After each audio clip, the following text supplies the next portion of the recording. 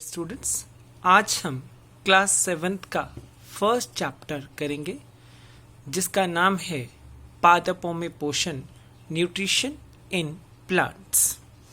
अब इससे पहले कि हम ये चैप्टर शुरू करें, हम कुछ पिछला रिवाइज कर लेते हैं। पिछली क्लास में आपने किया है कि all living organism requires food, कि सभी जीवों को भोजन की आवश्यकता होती है। यहाँ पे जब जीवों की बात आई तो जीव का मतलब ये पादप पौधे भी हो सकते हैं, प्लांट्स भी हो सकते हैं और ये एनिमल्स भी हो सकते हैं, जंतु भी हो सकते हैं। Carbohydrate, protein, fats, vitamin and minerals are the component of the food. Carbohydrate, protein, वसा, विटामिन, खनिज लवण ये भोजन के घटक होते हैं। अब इनके साथ साथ आपने दो घटकों के नाम और भी किए होंगे, रफेज एंड वाटर्स, रेशेदार पदार्थ और जल। Then component of the foods are called nutrients and are necessary for our body. भोजन के जो घटक हैं उनको हम पोषक पदार्थ कहते हैं और ये जो पोषक पदार्थ होते हैं ये हमारे शरीर के लिए आवश्यक होते हैं। Then the nutrients enable the living organism to build their body, to grow, to repair damaged part of their body and provide energy to carry out life processes. ये जो पोषक पदार्थ हैं ये संजीवों की शारीरिक संरचना, मतलब हमारा शरीर की जो संरचना बनती है वो भोजन के कारण ही बनती है। हमारे शरीर की वृद्धि भोजन के कारण होगी और जितने भी हमारे क्षतिग्रस्त भाग होंगे उनके रख रखाव के लिए ये जो पोषक तत्व है ये हमें समर्थ बनाते हैं।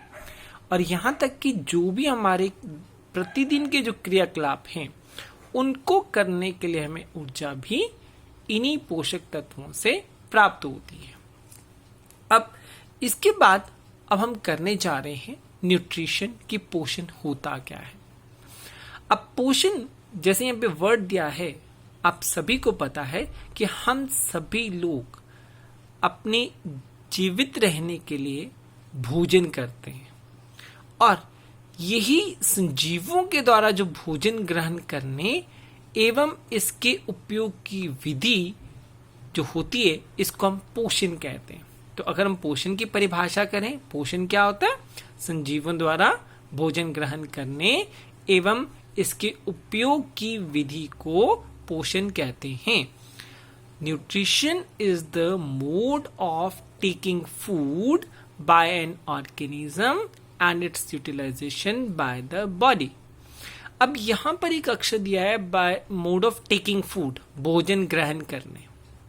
अब हमें पता है कि सभी जीव, अगर हम पौधे की बात करते हैं, अगर हम जंतुओं की बात करते हैं तो उनके भोजन ग्रहण करने का जो तरीका होगा वो दोनों का, मतलब जंतुओं का और पादपों का एक दूसरे से भिन्न होगा। अब इसी आधार पर हम इसको मुख्यतः दो भागों में बांटते हैं। Nutrition mainly of two types, one is autotrophic nutrition and second is heterotrophic nutrition. मतलब पहला है स्व पोषण और दूसरा है हमारे पास विषम पोषण। अब ये हमारे दो मेन कैटेगरीज हैं।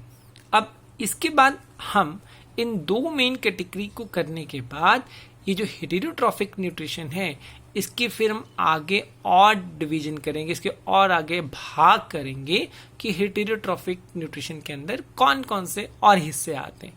लेकिन मुख्यतः हमारे पास दो हैं, एक ऑटोट्रॉफिक और दूसरा है हमारे पास हेटेरोट्रॉफिक न्यूट्रिशन।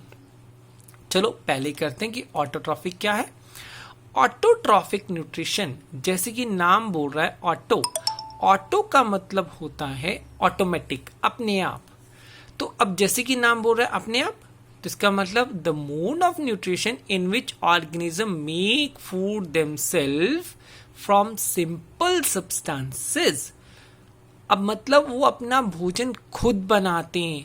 पोषण की वह विधि जिसमें जीव सरल पदार्थों से अपना भोजन स्वयं संश्लेषित करते हैं स्व पोषण कहलाती है। और ऑटोट्रॉफ्स क्या हैं? ऐसे जो ऑर्गेनिज्म जो अपना भोजन खुद बनाए उनको हम ऑटोट्रॉफ्स बोलते हैं। The organism which make food themselves from the simple substances are called autotrophs. और हिंदी में स्वपोषी वह जीव जो सरल पदार्थों से अपना भोजन स्वयं बनाते हैं उन्हें स्वपोषी कहते हैं। अब यहाँ अगर एग्जाम्पल की बात करते हैं, all plants and few micro organisms. अब यहाँ पर मैंने कुछ सूक्ष्म जीवों की बात की है, तो कुछ सूक्ष्म जीव ऐसे भी होते हैं कि जो अपना भोजन वो रसायनों का उपयोग करके करते, कि रसायन का इस्तेमाल किया और अपना भोजन बना लिया।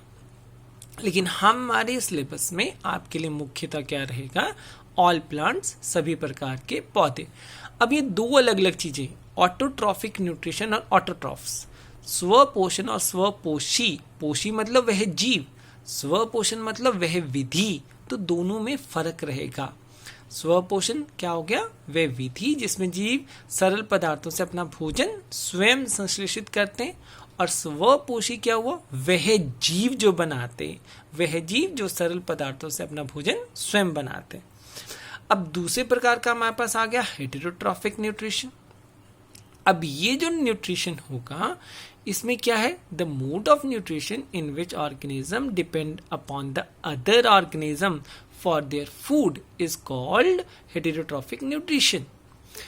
विषम पोषण की वह विधि जिसमें जीव अपने भोजन के लिए अन्य जीवों पर निर्भर रहते हैं विषम पोषण कहलाती है। अब यहाँ पर बात कर रहे हैं अन्य जीव, अदर ऑर्गेनिजम्स। अब अन्य जीव का मतलब क्या है? ये अन्य जीव कोई पौधा भी हो सकता है, कोई जंतु भी हो सकता है, कोई अन्य पदार्थ भी हो सकता है। तो ऐसा प्रक्रिया या ऐसी विधि जिसमें कोई भी जीव अपने भोजन के लिए दूसरों के ऊपर निर्भर रहता है उसको हम क्या बोलते हैं? विषम पोषण। और उन जीवों को हम बोलेंगे विषम पोषी और heterotrophs, the organism which depend upon the other organism for their food are called heterotrophs. Example all animals. Then वह जीव अपने भोजन के लिए अन्य जीवों पर निर्भर रहते हैं, उन्हें विषम पोषी कहते हैं। उदाहरण के लिए सभी जंतु। अब यहाँ पर एनिमल्स की जब हम बात कर रहे हैं, आपको पता होगा कि हम लोग जो मनुष्य हैं, मनुष्य भी इसी वर्ग में आते, एनिमल्स ही, मनुष्य को एनिमल्स ही कंसिडर किया जाता है। तो इसका मतलब हम लोग अपना खाना स्वयं नहीं बना सकते। अब आप हैरान हो रहे होंगे कि आपका खाना तो घर में बनता है, लेकिन वो खाना बनता नहीं है, उस खाने को पकाया जाता है।